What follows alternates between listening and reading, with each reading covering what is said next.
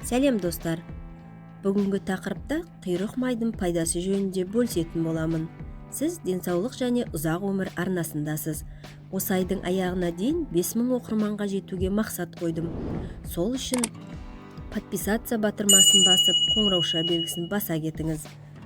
Құйрық май қойдың құйрығына жиналатын май. Құйрықты қой тұқымында 12-16 килограммға дейін май болады. Құйрық майды түрлі ауруға ем ретінде пайдалану қазақтың кең тараған дәстүрлі емі. Қыз ұзатып келін түсіргенде құдалар бір-біріне құйрық бауыр асатып жатады. Дегенмен ғасырлар бойы дәрі ретінде де, дәрумен ретінде де қолданылып келе жатқан осы құйрық майды қолдану қазір азайған. Қазір дәрігерлер құйрық майды тұтыну жүрек қан тамырлар ауруына әкеледі деп тыйып тастаған. Дегенмен құйрық майдың құрамы ағзаға пайдалы амин қышқылдарына Е, А, В дәрумендер тобына бай.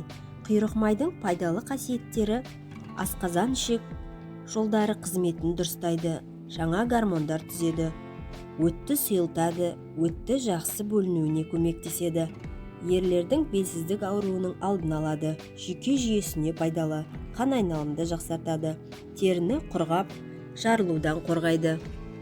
100 грамм құйрық май құрамында 99,7 грамм май болады. Сол себепті жеке тағам ретінде қолдану тым ауыр болып келеді. Сондықтан қосымша ретінде пайдалануған жөн. Дегенмен құйрық майдың пайдасын дәлелдейтін ғылыми еңбектер аз. Керісінше мал майы холестерин мөлшерін көтеріп, жүрек қан тамыр ауруларына алып келеді деген пікірлер көп. Бірақ адам ағзасына майлар керек екенін де ескерген жөн. Майлар адамға ең көп энергия беретін тағам болып келеді. Майлар жыныстық гормондардың синтезін іске асыруда рөл ойнайды, яғни жасөспірімге қажетті болып келеді. Майлар витаминдерді А, Д, Е, К қорытуда да басты рөл ойнайды. Яғни құйрық майды жеген кезде мөлшерді білу қажет. Егер де тым көп май жейтін болса, ол артық салмақпен жүрек ауруларына әкеледі. Тым аз желінсе, ағза энергиясыз қалады. Витаминдер сіңбейді, гормондар мөлшері азаяды, бұлшықеттердің регенерациясы төмендейді. Қойдың құйрық майында май қышқылдары да көп.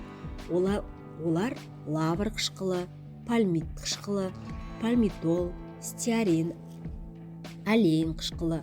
Ең көп үлесті пальмит, стеарин, алейн қышқылдары құрайды. Олардың ағзаға әсері келесідегідей болып келеді. Пальмит қышқылы құйрық майда болатын қышқылдардың 1/4 құрайды. Пальмит қышқылы тәуліктік рациондағы барлық калориялардың 10%-ын құрау керек. Көбейсе диабет, артық салмақ, жүрек қан тамыры аурулары пайда болуы мүмкін. Яғни көп мөлшерде бұл қышқыл зиян болып табылады. Бірақ бұл қышқыл ана сүтінде де бар. 1 жасқа дейінгі балаларға физиологиялық тамақ болып келеді. Стеарин қышқылы табиғатта ең көп таралған май қышқылдарының бірі болып келеді.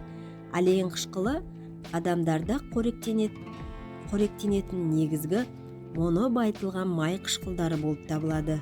Алейн қышқылы липидтер алмасуын белсендіреді, эпидермистің тосқауылды функцияларын қамтамасыз етеді және терідегі ылғалды сақтайды. Құрамында алейн қышқылы бар өнімдер теріге жақсы сіңеді.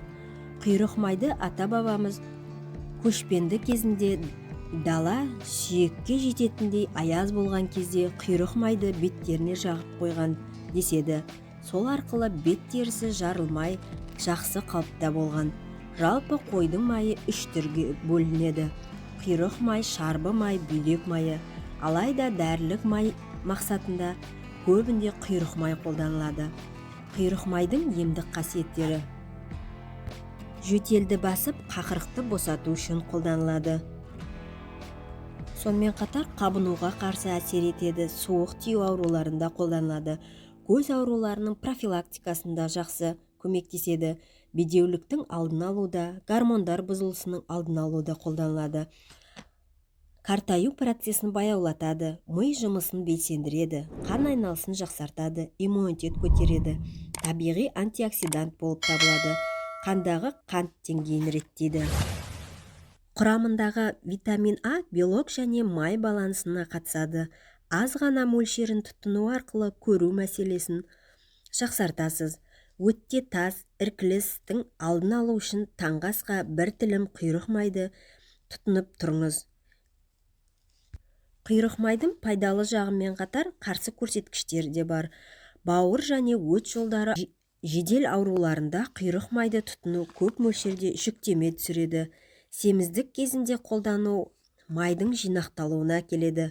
Сондықтан әр нәрсені мөлшерінде тұтыну қажет. Деніңіз сау болсын. Ақпарат пайдалы болса, жақындарыңызбен бөлісе отырыңыз.